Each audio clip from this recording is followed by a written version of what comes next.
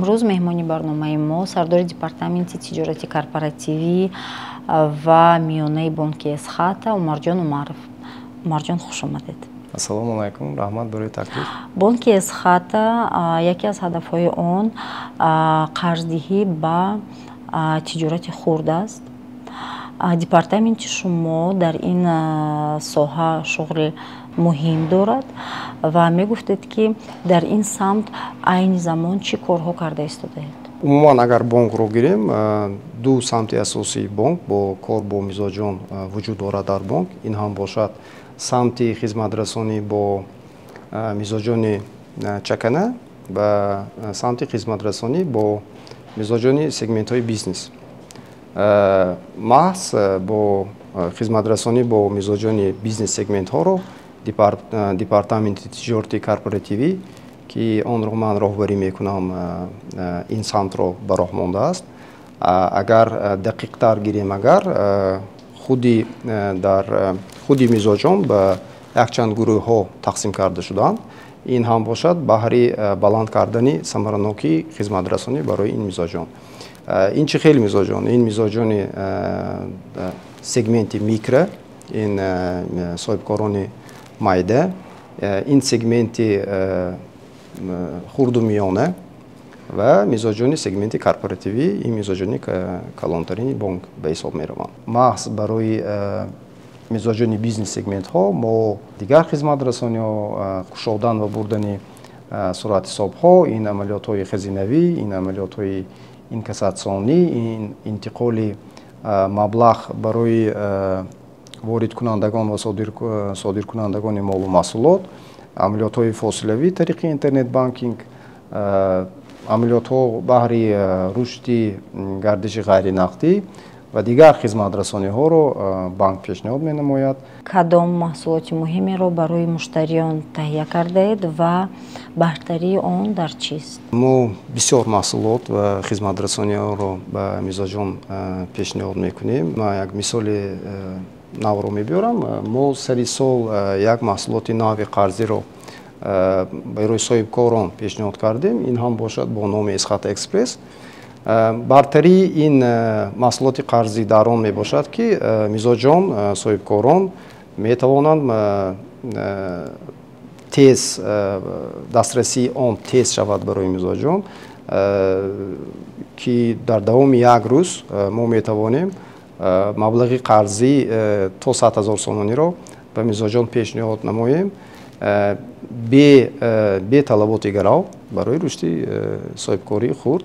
Инчунин барои дигар сегментҳо мо дигар намуди хизматрасониҳо ва қарзҳои махсусиро албатта дорем. Индустриализация ҳадафи чоруми стратегияи Тоҷикистон эълон шудааст. Дар ин самт бахши истеҳсолот ва саноатро чӣ гуна дастгирӣ мекунед? Албатта дуруст қайд кардед. Ин яке аз самтҳои асоситарин на танҳо барои бонк, балки дар сатҳи давлатӣ мебошад. Сандуқи қарзие ки мо маҳз ба соҳаи саноат пешниҳод кардем, зиёда аз 20% он мебошад. Агар маблағи умумро агар гирем, агар зиёда аз 400 миллион сомонӣ маҳз ба ҳамин соҳаҳо равона карда шудааст. Инчунин ман ҳамчун мутахассис меҳисобам ки на танҳо дастгирии соҳаи саноат, на танҳо ин пешниҳоди қарз мебошад, балки ин пешниҳоди умуман ҳамин хизматрасониҳои бонкӣ. Зеро барои баҳри дастгирии худи соҳаи саноат барои онҳо на танҳо қарз зарур аст, балки пешниҳоди дигар хизматрасониҳо ба монанди кушодан ва бурдани суръатҳисобҳо, интиқоли маблағҳо барои ҳам воридкунандагон ва ҳам содиркунандагони мол ва маҳсулот, инчунин амалиётҳои хазинавӣ, амалиётҳои инкассатсионӣ, амалиётҳои фосилавӣ ки мо бо тариқи интернет банкинг пешниҳод мекунем. Ин ҳам бошад маҳз барои ҳамин соҳаи саноатӣ зарур мебошад.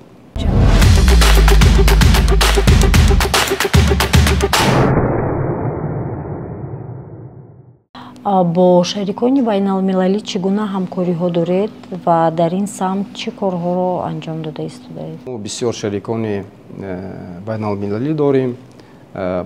бо онҳо зиёда аз 20 сол ҳамкорӣ дорем. шарикони стратегии мо имрӯзҳо ин DBRD, ин Бонки Аврупои таҷдид ва рушд, ин IFC, ин корпоратсияи байналхалқии молиявӣ, ин ҳам бошад Бонки рушди Осиё. Яке аз самтҳои ки мо ҳамкории хуб дорем, ин самти пешниҳоди маблағгузории тиҷоратӣ ки мувофиқи лоиҳаи он дастрасии мизоҷон ба ин намуди маҳсулот бо фоизҳои пасттар ва кам кардани хавфҳои амалиётӣ ки барои мизоҷон ҳам муҳим мебошад, ин асосан барои воридкунандагон ва содиркунандагони молу маҳсулот, инчунин дигар намуди хизматрасониҳо ба монанди пешниҳоди кафолатҳои бонкии байналмилалӣ ҳаст, лоиҳаҳои мушовирӣ ки он барои баҳри пешрафти соҳибкорон ва мизоҷонимон равона карда шудааст, ҳамкорӣ мекунем. Мувофиқи ҳамкорӣ бо шарикон ин ҳам бошад дар асоси меморандуми ба имзошуда байни ҳукумати ҷумҳурии Тоҷикистон ва ҳукумати ҷумҳурии Ӯзбекистон ва бо дастгирии бевоситаи Бонки миллии ҷумҳурии Тоҷикистон ва Бонки миллии ҷумҳурии Ӯзбекистон мо як лоиҳаро баҳри дастрасии соҳибкорони ватанӣ ки онҳо бо вориди молу маҳсулоте ки дар Ӯзбекистон истеҳсол шудааст мо ҷорӣ кардем. Дар ин самт зиёда аз 10 миллион маблағгузорӣ карда шуд бо фоизҳои пасттарин 5% солона. Ин хеле ҳам фоизҳои хуб мебошад. То чӣ андоза соҳибкорон ба бонк имрӯзҳо майл доранд ва муносибати бонку соҳибкор назар ба солҳои пештара чӣ гуна аст имрӯз? Дар замони имрӯза тасаввур кардани ва рушд кардани фаъолияти соҳибкорӣ бе иштироки бонкҳо хеле тасаввур кардан мушкил мебошад. Мо бо соҳибкорон ҳамкории зич дорем. Мо ҳаракат карда истодем ки маърифатнокии молиявии мизоҷони худро мо баланд кунем. Инчунин мо баҳри ҷалби мизоҷон ҳама корҳои машваратиро давом дода истодем. маҳз мо медонем ки ин боигарии худи бонк ин мизоҷ аст, на пул, на чиз. Боигарии асосии ташкилоти қарзӣ ин мизоҷони он мебошад ва мо тасмим гирифтем ки ба ҳар чиз зудтар мизоҷони худро зиёд кунем. Бо чунин суръати қарздиҳӣ аз ҷониби бонки шумо дар саноаткунонии кишвар чӣ пешгӯиҳо гуфта метавонед? На чандон пеш мо стратегияи рушди бонкро барои солҳои 2021-2026ро қабул кардем ва дар он мо тасмим гирифтем ки маҳз ба ин соҳа аҳамияти ҷиддӣ диҳем ва онро рушд кунем. мувофиқи нақшҳое ки мо қабул кардаем, мо тасмим гирифтем ки то соли 2026 сандуқи қарзие ки ба соҳаи саноат равона карда шудааст то ба 1 миллиард сомонӣ расонем. Имрӯз сандуқи қарзие ки ба соҳаи саноат равона карда шудааст зиёда аз 400 миллион сомониро ташкил медиҳад. Бонки Эсхата дар самти диджитал ва ба истилоҳи оддӣ гӯем дар самти рақамисозӣ чӣ пешбиниҳо карда истодааст? мо пешбинӣ карда истодаем ки маҳз ин самт то рафт рушд мегардад. Агар ба истилоҳи русӣ гирем, бумажный банк он прекратится и все перейдут на цифру. Дар ин самт мо аллакай якчанд корҳоро ба анҷом расондаем. Барои шаҳрвандон мо ҳамёни электронии худро ки бо Эсхата онлайн пешниҳод кардаем. Барои мизоҷони бизнес сегментҳо бошад, мо маҳз маҳсулоти худ ки онро мо бо мутахассисони IT, соҳаи IT ки онро таҳия карданд, бо номи Эсхата бизнес мо онро таҳия кардем ва имрӯзҳо мирзоҷон метавонанд бе иштироки бевосита бе ташриф ба бонк метавонанд ҳамаи амалиётҳои худро тариқи барномаи Эсхата бизнес гузаронанд. ин ба қариб ки ҳамаи амалиётҳои суръатҳисобӣ амалиёт дастрас аст. Ба ғайр аз ин якчанд мо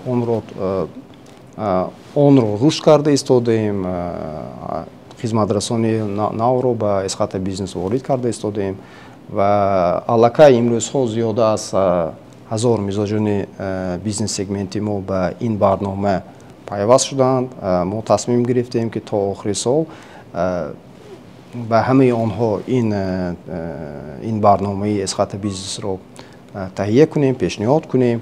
ҳамчунин дар ин сан корҳои фаҳмонадиҳӣ шуда гузашта истодааст. дар шаҳри Душанбе ва шаҳри Хуҷанд як силсила семинарҳо ташкил карда шуд ки дар он бо ин барномаи Эсхата бизнес бо мизоҷот шинос карда шуд ва аз тарафи онҳо ба хубӣ он пазируфта шуд ва мо тасмим гирифтем ки онро бо рушд созем.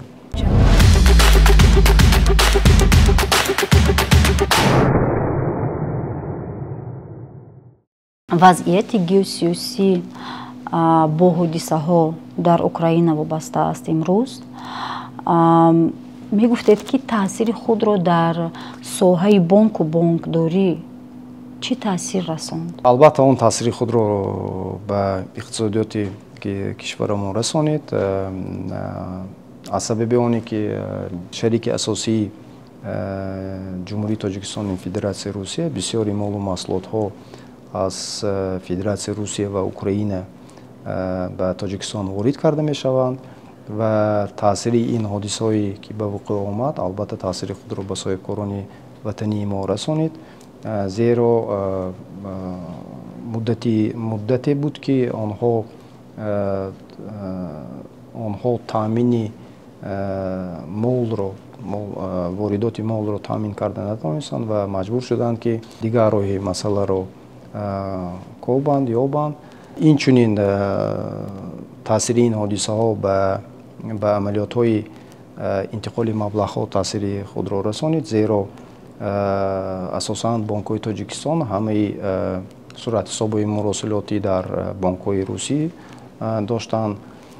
вале шукронаи худо ки мо ҳама низоми бонкӣ тавонист ки дар дигар давлатҳо шарикони худро дарёфт карда суръатҳисобҳои муросилотиро дар он давлатҳо кушоем. инчунин маҳз дар саршавии ин ҳодисаҳо мо бо мизоҷони худ зич ҳамкорӣ доштем. мо бо маслиҳати тарафайн корбарӣ мекардем ва ҳалли ин ё он масъалаҳоро мо тавонистем ки таъмин намоем. Умарҷон, шумо аз кай дар соҳаи бонкдорӣ кор мекунед ва чӣ гуна шумо ба ин соҳа ро овардед? аз соли 2005 бо фаъолияти бонкӣ машғулам. ҳамчун албатта баъди тамом кардани донишгоҳ ҳамчун коршиноси қарзӣ ба кор қабул шудам ва дар ин самт то имрӯза омода расидам. чӣ тавр мутахассиси хуби соҳаи бонку бонкдорӣ шудан мумкин аст? назари худро мегуфтед. худомӯзиш. ҳар як мутахассис бояд соҳаи худро хуб донад. ин ҳам бошад муомилаи хуб. ин хеле ҳам муҳим аст дар соҳаи хизматрасонӣ ва кор бо мизоҷон. албатта там одобу ахлоқ, дигар чизҳо. ва сеюм талаботи асосӣ ки ман барои худ мегузорам ин ростқавлӣ ҳангоми корбарӣ бо мизоҷон. ин агар умум ҷамъ онро гирем, агар се ҳамин принсипро агар шумо дар худ гиред, шумо мутахассиси хуб шуда метавонед дар соҳаи бонкдорӣ. хуб, суҳбате доштем бо Умарҷон Умаров. аз суҳбат хеле хушҳолем. ташаккур, раҳмати калон ки ба ин суҳбат моро даъват кардед.